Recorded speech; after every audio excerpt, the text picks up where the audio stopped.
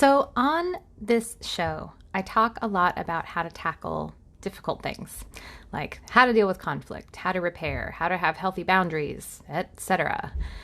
But today, I want to talk about something equally important because while I do think an essential part of a successful relationship, polyamorous or not, is the capacity to navigate difficult issues and situations together, what's all that for? It's not just to be able to do the hard things. And relationships can be these incredible vehicles for growth and deeper understanding and greater capacity for dealing with the hard things in life. But I think a lot of us are also looking for ease and care, a feeling of safety and acceptance. We want to be seen and admired and appreciated for who we are. That last one, appreciation, and what it can do for your relationship is what we're going to talk about today.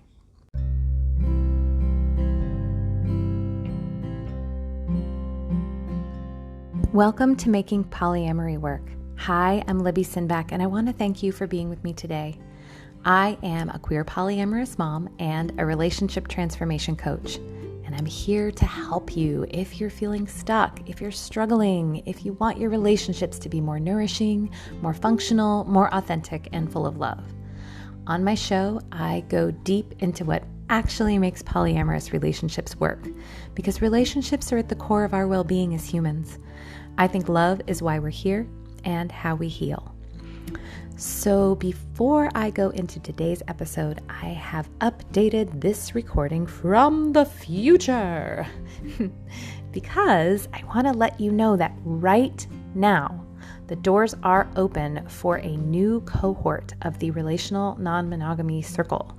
We are going to get started on November 7th. That is a Sunday. We're going to be meeting on Sunday afternoons all the way through until early March.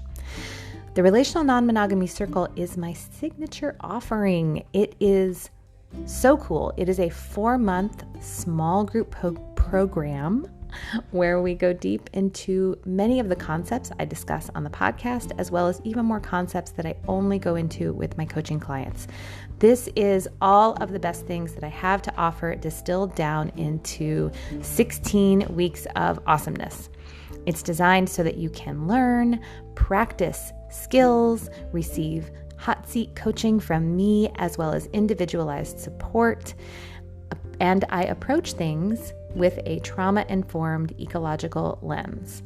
And what I mean by that is wherever you are, wherever you're coming from, you belong here, you matter, you deserve care and compassion, and we're all in this together. We're all connected. If you're interested and you want to learn more, you can check it all out and get all the details at relationalnonmonogamy.com. And so I encourage you, check it out. It's super awesome, and I am so excited to be offering this again. I offered it back in June with amazing results for all of the folks that joined, and I am so excited to offer it again. So really, check it out. You don't want to miss it. Okay, now I'm going to go into today's episode. Thanks for listening. Appreciation is one of those things that often gets forgotten about when we talk about working on our relationships. I think that's because of our negativity bias. We tend to look for problems and want to solve problems, especially when we're trying to create a relationship that can be a safe haven, that can be more secure for us. We want to find the things that might get in the way of that and root them out. But in that, we often forget, I think, to say the things that are wonderful, to say the things that are positive, to acknowledge the work and be encouraging to the people that we love when they're trying to make things better. Honestly, sometimes the people we love the most and care about the deepest and are the most deeply invested in are often also the ones that are most starved for appreciation. And because of that, what I want to invite you into in this episode is to consider creating a culture of appreciation in your relationships through intentional practice.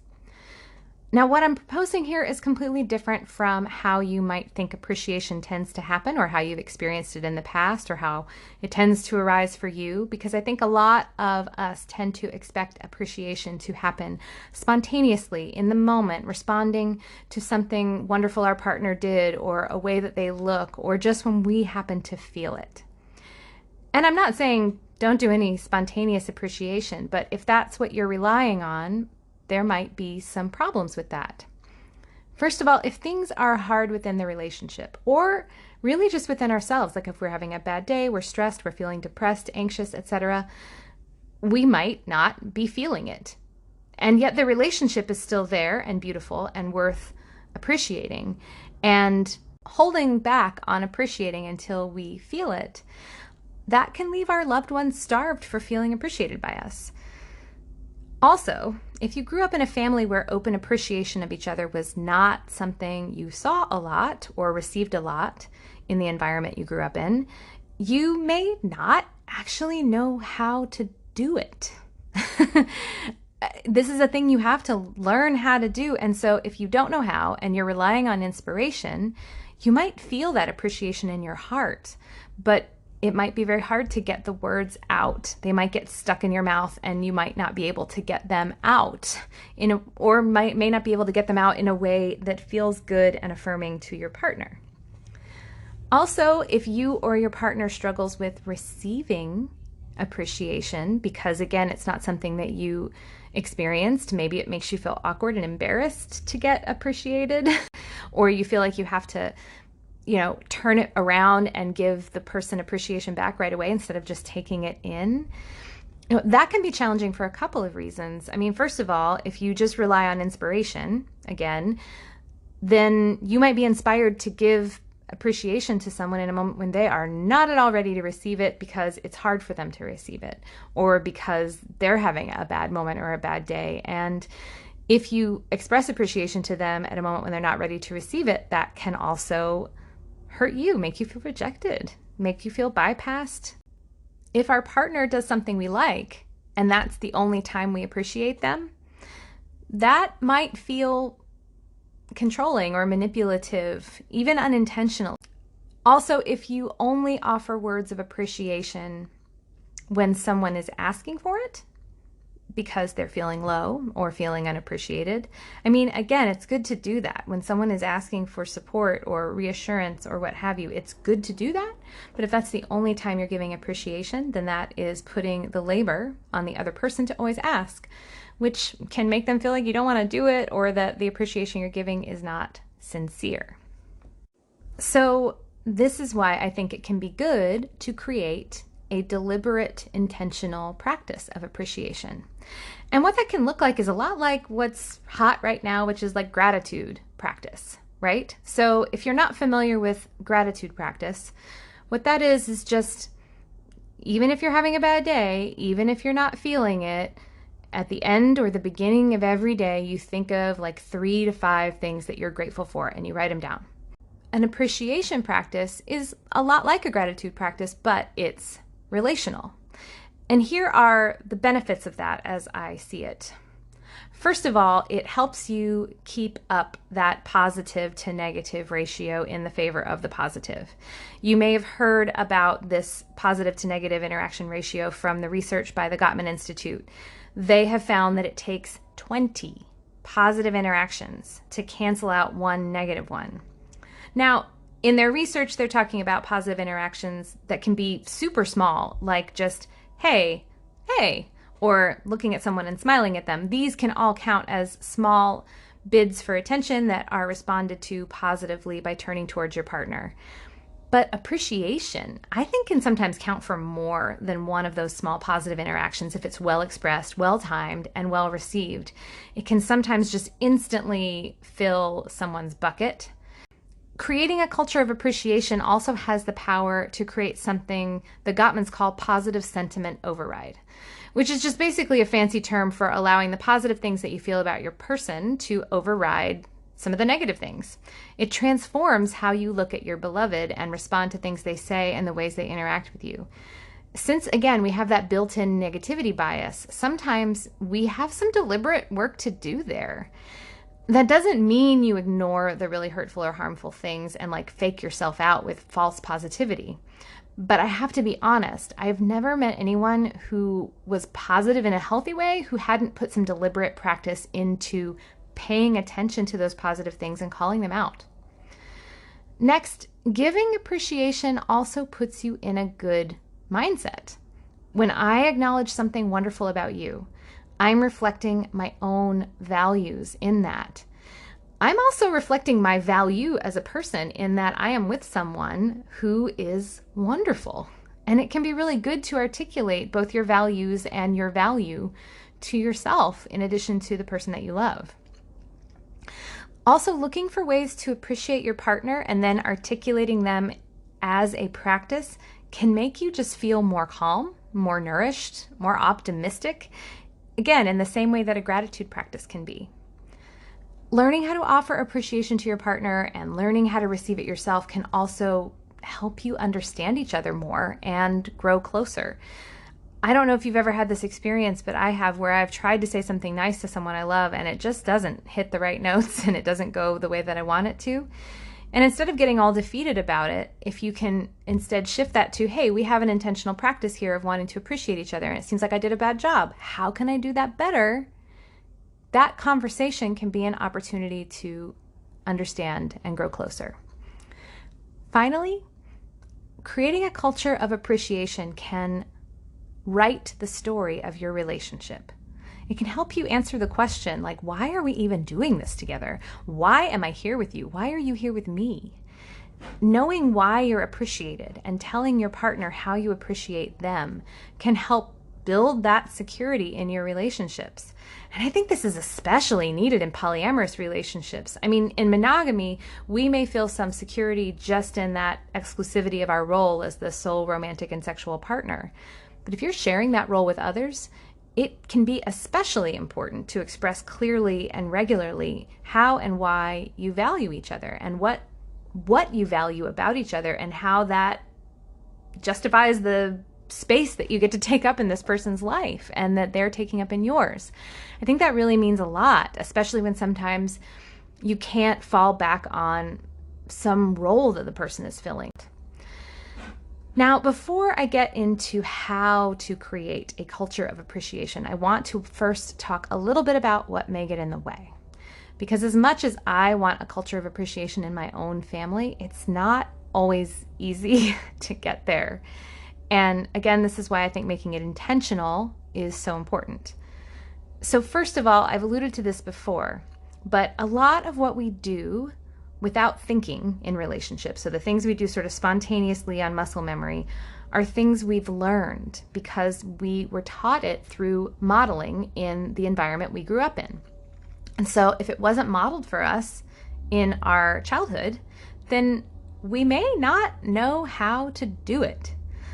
So if you were raised in a family where praise and positive sentiments were few and far between, you may struggle. You may feel awkward and clumsy giving appreciation, and you may feel perhaps downright uncomfortable and embarrassed to receive it. And this is totally normal. I think that for people who don't feel that way, they might not understand it, but I want you to know that this is a normal thing that is very common. And it's not something that has to be essential about you. It's something you can change if you want. You just have to be with that what feels totally normal to you is 100% learned behavior. And you have to accept also that if you want to unlearn it, it will mean being uncomfortable and it will probably feel a little bit like you're forcing something and you're going to just feel like a rank beginner at it. And that can be very hard and vulnerable work. Another thing that can get in the way of creating a culture of appreciation is just a feeling of low self-worth or even self-loathing. And I think it's important to note here that self-loathing can not only impact your ability to receive appreciation, but also to give it. If you're a person who's so preoccupied with how unworthy you are and how much you hate yourself, that can make it difficult to see past your own pain and see what's wonderful about your partner. Now, it's been said a lot that you have to love yourself before you can love anyone else. And I think the problem with that statement is it's like a half-truth. Because if you don't love yourself, then yeah, it can be hard to see past your own nose and love someone else. It can also be really hard to receive love from others, which is part of what makes someone else feel loved by you. I mean, it's such a circular thing.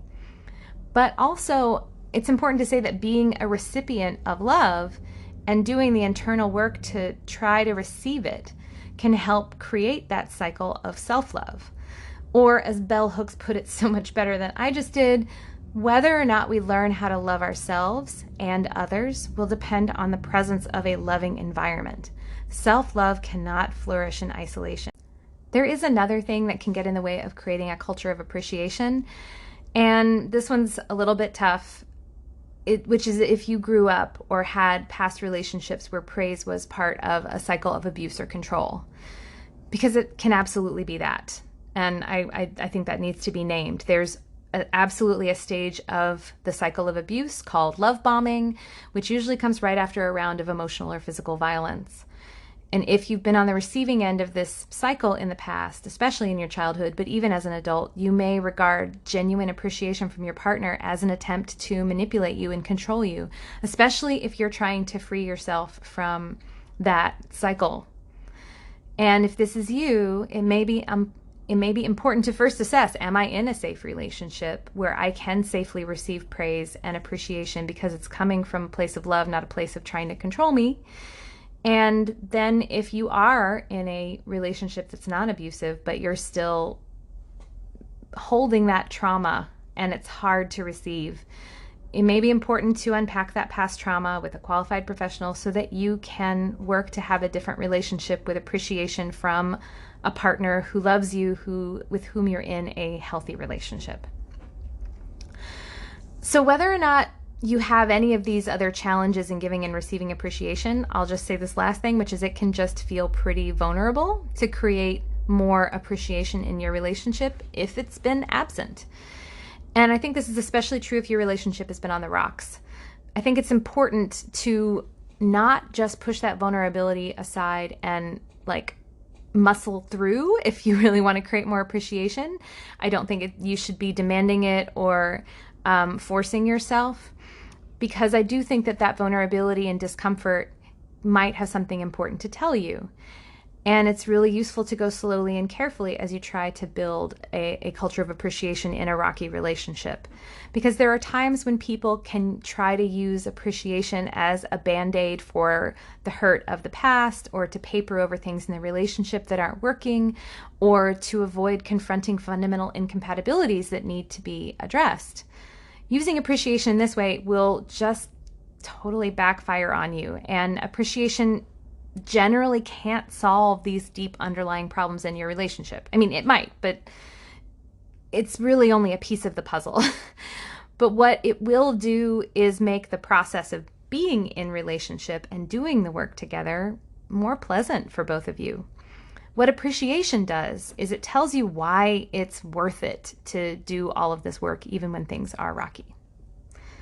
So now what I want to do is I want to talk a little bit about how do we do this? How do we create an intentional appreciation practice? The first thing I want you to do is think about this as a skill you can build rather than a thing that you do spontaneously. So this is a thing you can intentionally create. It's a skill. If you don't have it, you can grow it. And it is both an individual skill and a relational skill that you create between the two of you. The first part of developing this practice can be simply spending time with yourself, figuring out what you do appreciate about your partner and becoming really present to that. So you can do this a lot like you would do a regular individual gratitude practice. So either every morning when you wake up or every night before you go to bed, just sit down and write down or even just think of 3 things that you appreciate about your partner. Now that's just the first step, because that's internal work for the most part. And what I'm saying is that this is a relational skill. And the goal here is to get that appreciation out of your head and into the mind and heart of the person that you love so that they know how you feel about them. And so with that, I think it's important to say also it should be a mutual project. it's good to agree with your partner or other loved ones that you want to create this together. And it can make such a difference, really, if you're both putting energy in it together. And with that, part of that collaboration is talking about together what the landscape of appreciation is for the both of you. You want to know how both of you can give and receive appreciation. You want to know what might be in the way and how you can support each other in making that easier. It can help to ask what are the best ways and times to share appreciation, or how do you like to give it? Sometimes it can be useful to receive appreciation via emails, text messages, notes, rather than in person, just to give a person a chance to absorb it. It might even be good to think about giving appreciation from a radical consent standpoint. Like it could be a good idea to ask permission to acknowledge someone or appreciate someone that you care about before just sort of offering praise or appreciation whenever. You want to make sure that your person is ready to hear it, and it can be really nice to prepare them by just saying, hey, are you open to hearing some appreciation right now? Or can I appreciate you right now? Or I'd really love to acknowledge you right now, and I'm wondering if it's okay. Another thing to think about when you're creating a culture of appreciation is what kinds of things are you appreciating? A lot of times we appreciate what people do. And I want to say that's important. It's very important to say thank you for the things people do for you, whether it's thank you for taking out the garbage, or thank you for that wonderful, thoughtful gift, or thank you for this wonderful hug, or thank you for that really sexy night last night. Whatever it might be, it can be really good to thank people for their doing. I also think it can be really powerful to regularly appreciate people for their being, for who they are. And when I think about that, I also want to think about both valuing someone for who they are and expressing that you value someone for who they are to you, and also being aware of what you're valuing of them that they value about themselves. And obviously where those things overlap as well. Because sometimes people don't want to be valued or appreciated for things that they don't personally value. Like some people, for instance, don't really value their appearance all that much, and they don't want to be valued for their appearance. So when you think about how should I appreciate someone's being, you might need to take a pause and reflect on who that person is, what they're working on, who they are trying to be, what they put a lot of time and attention into, because that's usually something that they care about, that they value, and would appreciate being seen that you value. An example of this for me is, I work very hard at being a good mom. And so if you want to knock my socks off and pay the best compliment to me in the world, you can tell me that you think I'm a good mom. And I suspect this is true for a lot of people who are parents, is that they would love to be acknowledged and seen for the care that they give to their children and the attention that they give to their parenting. So, but that might not be everyone, and that certainly not everyone has children, but so it's really useful to check in and see, okay, what does this person put a lot of effort into? Also, though, we sometimes don't just want to be seen for the things that we value about ourselves or that we know for sure we're good at, although that can really make a difference sometimes because it's sort of validating. It can also be nice to be acknowledged for things that maybe we don't see about ourselves. And again, it's worth being careful here because you don't want to acknowledge someone or appreciate someone for something that they don't want to be appreciated for. But I think it's really important also to know that we often want to be seen by the people who love us as even better than we see ourselves sometimes. So appreciating things that we don't see about ourselves or that we couldn't have imagined someone else would appreciate can be really helpful. And of course, I think it's also useful to appreciate and acknowledge the things that people that you love do that are easy, that are easy for them, but maybe not easy for you, because I think it's worth acknowledging that, just the way you are, just who you are, just how you are in the world, just the way you move through a space is beautiful to me. And it's because it's who you are. Now, if you are trying to create a culture of appreciation, another thing that might be useful is, again, consistency, because if we're relying on inspiration, then we may never get there, especially if this is something that's hard or challenging or new. So a thing that I think is a good idea is to actually pick a regular time or a time of day or a day of the week to make an intentional effort to appreciate the people that you love. And you can even set a reminder on your calendar or on your phone. And this may feel a little contrived, but I just kind of want to point out that what you're doing is you're creating an intentional practice, and there is maybe an element of contrivance here. But again, it's sort of you got to put the intention in and get the wheel going. And then once it's a consistent practice, then it's kind of like flossing your teeth or anything else. Then you don't have to think about it so much. Also, if you struggle with giving appreciation, you might need to, and I've said this before, you might need to accept that this is going to take some practice. You might try and things might feel clumsy and awkward. Maybe in the past, too, you might have some past pain around this between you and the people you love. Your partner may have asked you for some words of appreciation, and maybe you've totally failed at it, and you weren't able to give them what they needed. And all I'm asking is that neither the person you've been letting down nor you, accept defeat here.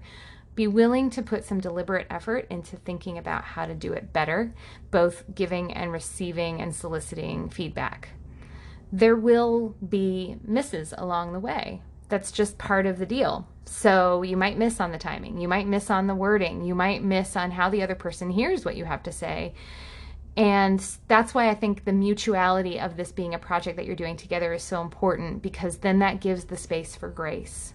You're seeing the other person trying, you're trying, so you can forgive each other, you can forgive yourselves, and you can learn from it and try again.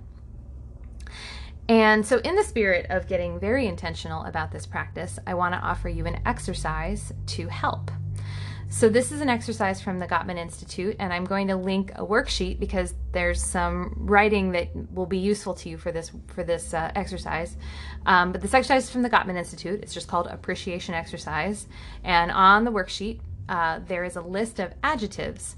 And all of these adjectives are being adjectives rather than doing adjectives. So things like loyal, funny, strong, charming, brave, etc.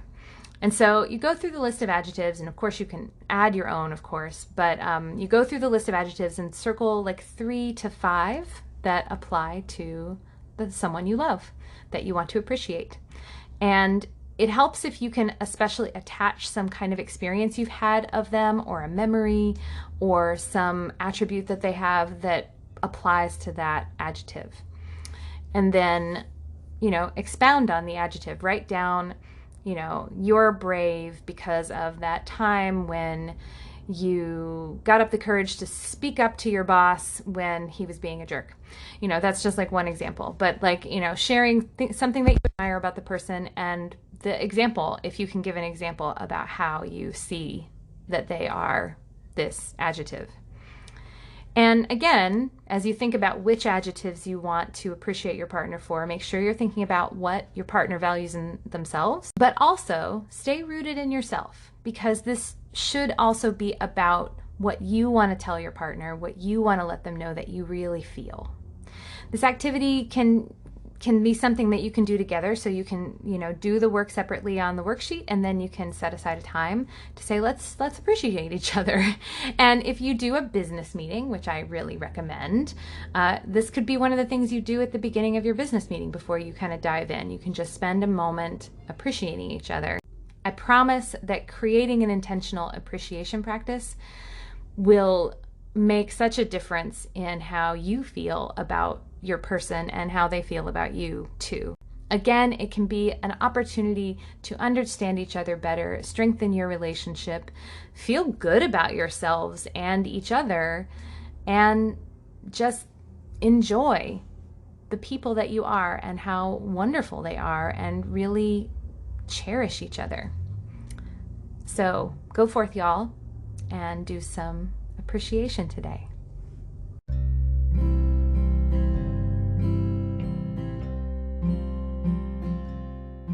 Thank you so much for joining me today.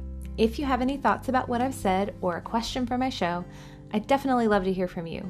You can reach me on my website, libbysinback.com. You can email me at libby@libbysinback.com, or you can connect to me on Facebook or Instagram. I'll also say that if you're loving my podcasts, but maybe you're feeling like your relationship could use more help, this is the work I do with my coaching clients every day.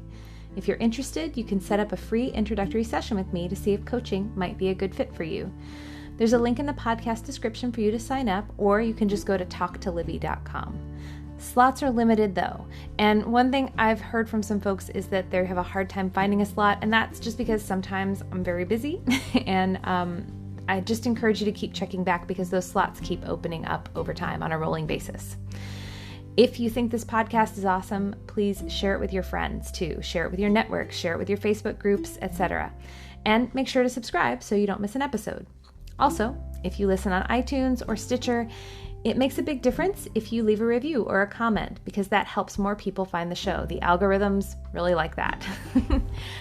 Again, thanks so much for being with me today, and I'll talk to you soon.